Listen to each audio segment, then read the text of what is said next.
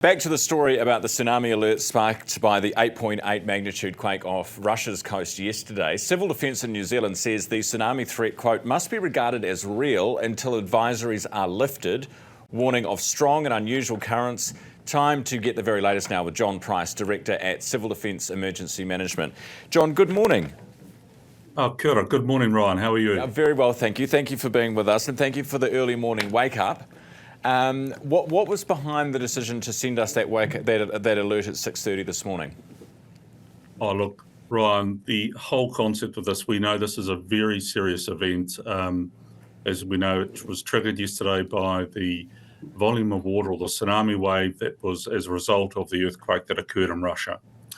This volume of water is not, as we refer to it, as a wave, and I know that the science will explain this a lot better than me, but this is a very unpredictable matter that we're dealing with, and we know that it's arrived in other parts of the Pacific and caused major concern for those. So the last thing we want is to put New Zealanders at risk. It's still very much an active threat to New Zealand. We've had observations coming through in multiple areas already, including the North Cape, Tauranga, Kaikoura, Castle Point, Christchurch, and even as far as Southland. So it's still very much a live threat, a hazard for New Zealanders, and the last thing we want is anyone to be harmed, injured or killed as a result of going near the coastline. You said that there have been reports from those areas, including Castle Point. What reports are you getting? What's happening? Well, it's surges of water, Ryan. So it's a rise in the water. There was, for example, Chatham Islands. There've been up to a 40 centimetre wave arrive on Chatham Islands, and the same sort of conditions are occurring around New Zealand. As I said before, this is unpredictable. This is not just one wave, it's multiple volumes of water that will arrive for a period of time. We were aware of it. We did this with working very closely with our GNS and Earth Science Research team in partnership. We're able to give us pretty good information around what this would likely be and the impact would be. So we sent out the initial emergency mobile alert at 14 minutes past 4 yesterday afternoon. As you rightfully said, the second one was sent out at 6:30 this morning.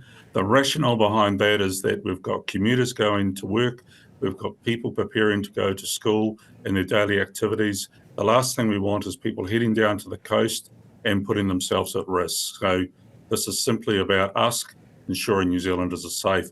And again, Ryan, it's not just the use of the EMA. You know, what we've got here with multiple media, with television, with radio, with newspapers, with all forms of social media. Yeah. These are all mechanisms to warn New Zealanders to keep themselves safe. John, to me, a 40 centimetre wave doesn't sound like something to be terribly frightened about.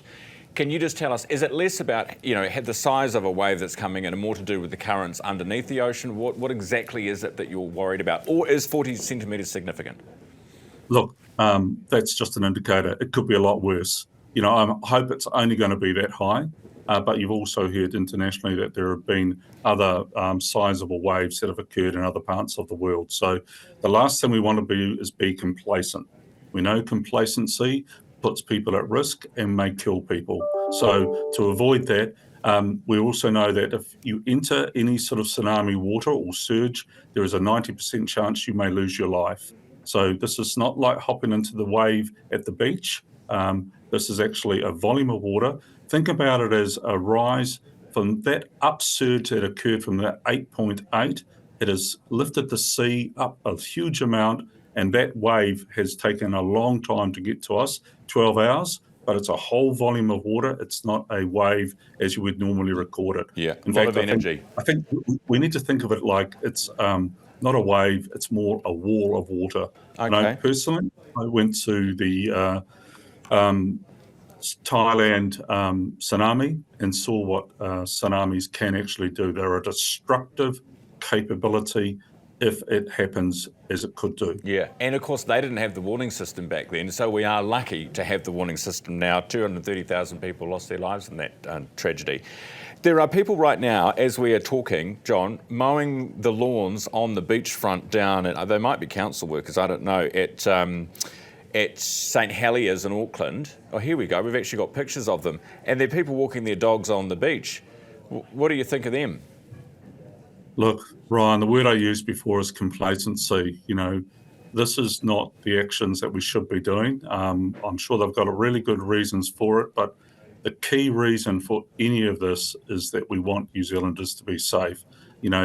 If it's going to be delaying things by a few hours, it would rather be delayed by a few hours than put your life at risk or the life of others at risk. Because if you enter that water or you get swept away by a wave, then you're also putting the first responders at risk as well. So no water, no beaches until after midday. That would be it, Ryan, and we'll reassess that as we go. So as I said before, we've got an amazing team in partnership with the Earth Science Research team. They will let us know when it's actually safe. They give us the information. We then do the alerting and the communicating to New Zealanders. So it's a whole team effort behind this. It's a whole system effort. And that includes New Zealanders. So to all of your listeners, I thank them for their work with us as well, because we're all in this together when it comes to an emergency. John, very, very quickly, do you worry that you might start to sound like the boy who cried wolf? We've had people in this office who've been getting texts, the original one, I'm assuming, but then getting sent it at, or receiving it at 3:40 in the morning, 2:30 in the morning, and then we had the 6:30 in the morning one. Yeah, that appears to be a glitch, Ryan. I just want to let your listeners know that we will look into that. We'll actively investigate that. That's not what was supposed to be happening, but we are actively working to work out why that has occurred. Look, for us, unfortunately, we live in a beautiful country, Aotearoa, New Zealand, but it's also terribly hazardous country. We live on the ring of fire, so we're going to continue to have these events. We've seen these events in the last few weeks alone with the floods and such like that have occurred. Now we've got so the glitch, fixing the glitch will be crucially important. Have you had reports, just to clarify, from other people about the timing of the text as well, or just from our newsroom? No, a couple of our own staff actually have approached me and said that they received it. So there are reasons behind that. We need to work with our telco providers and with the software providers as well to make sure we understand what that is. We want to get that right for New Zealanders. We don't want to disturb New Zealanders. Do you know how many people got them at the wrong time? I don't know, because what we don't know, what happens, Ryan, is the message or the text, if you like, goes out via the telco providers, goes out to their cell towers, and they then hit off any cell phone that is in that given area. So we don't have any idea about how many may have received it or not received it. We know when we did our annual test that about 5 million people received those phones, received those texts. And that's because about 5 million phones are actively on at the time. So that's the coverage. But again, the EMA is a great tool, effectively used, but so is all the other media out so there. Stay tuned in. Yourself is one of those, so thank you. Appreciate it, John. Thanks so much for coming on. John Price, the Director of Civil Defence Emergency Management, explaining why you didn't get the text if you didn't get the text, or perhaps why you got the text at a different time to everybody else.